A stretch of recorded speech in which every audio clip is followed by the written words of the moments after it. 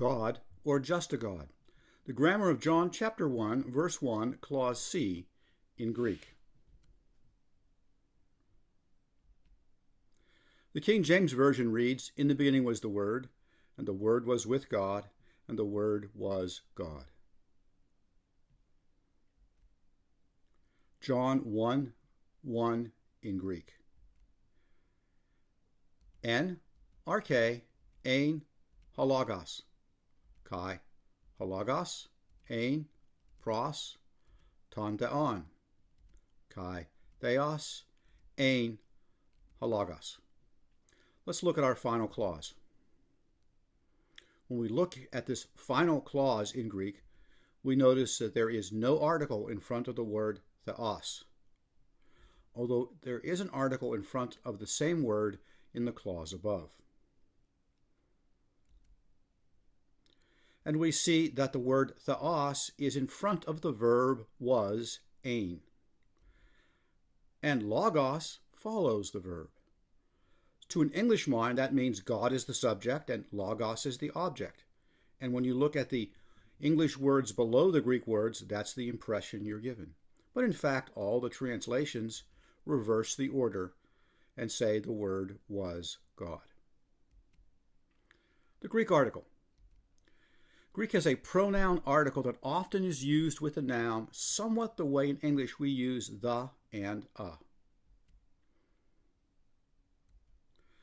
But the Greek article is neither a the or an a. Ancient Greek has no indefinite article. Ha theos with the article. Most of the references to God in the Bible refer to the one true God, the God of Abraham, Isaac, and Jacob. Therefore, most of the time when theos occurs with the article ha, theos refers to the one true God. But ha theos with the article can be used to refer to a false god. The false god Dagon, Judges 16:23. Our God ha theos hath delivered Samson, our enemy, into our hands. The false god Chemosh, Judges 11:24. Wilt not thou possess that which Chemosh, thy God, ha theos, giveth thee to possess?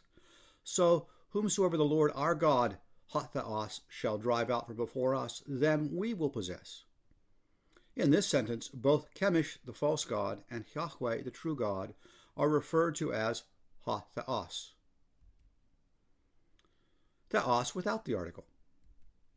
Most of the occurrences of theos without the article also refer to the one true God. There are 4 examples of this in the prologue of John's Gospel. There was a man sent from God to become sons of God, which were born of God. No man hath seen God. In all these examples, the word for God in various forms of spelling, because it changes its case, does not have the article with it. So, the presence or absence of the article makes no difference as to whether theos refers to the one true God. It is context, not grammar, that determines the meaning of the noun theos. Why not use the article in John 1:1c? The absence of the article before theos in 1:1c is standard Greek syntax. Its absence is to be expected stylistically. Its absence performs an important grammatical function. The order of words in a Greek sentence is much more flexible than in English, because a Greek noun is spelled slightly differently when it is the subject of a verb as compared to when it is the object of a verb. Its ending letters change. An exception to this change in spelling is the noun that is the object of the to be verb. In such a case, the noun as object is spelled just the same as that noun as subject is spelled. The ending letters are the same. How do you tell the subject from the object in a Greek sentence with the to be verb? So how do you tell which noun is the subject and which noun is the object if both have the ending letters of a subject? One method is to put the object, also called the predicate nominative, before the verb, but not to use the article with it. The grammatical principle is this. When a predicate nominative noun precedes the to-be verb in sentence order, the predicate nominative noun will be without the article in order to designate it as the predicate nominative. The custom is that the noun that is subject has the article, but the noun that is object or predicate nominative does not have the article.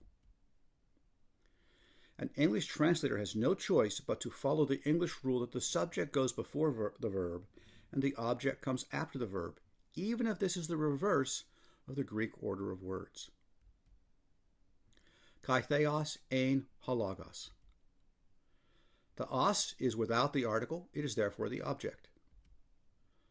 Logos is with the article, it is therefore the subject. But when we translate this, we need to rearrange the order of the words so that logos moves to the front of the sentence, the word was, and theos moves to behind the verb, the word was God. It is necessary for the English translator to change the order of the words so that the meaning of the Greek is accurately represented in English. It is not the article that makes the os a reference to the true God, but rather the context in which the os is used. When biblical writers use the os to describe the eternal God who created all things, everyone knows that the os refers to Yahweh, the God of Abraham, Isaac, and Jacob. John writes that the Word was theos. This Word who is theos was in the beginning, and that all things were made through him, and nothing was made apart from him. The eternal creator God. John calls the word theos in the sense of eternal creator, just as the Father is eternal creator.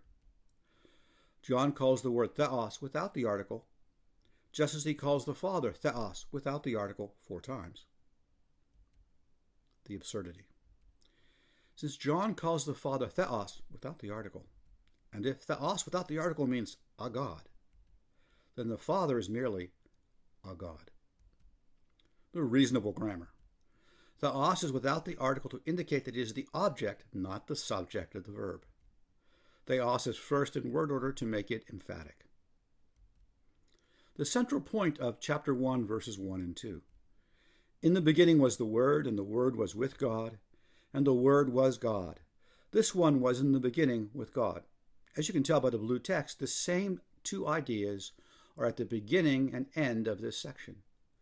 And the central idea that is emphatic is, and the Word was God. No ambiguity.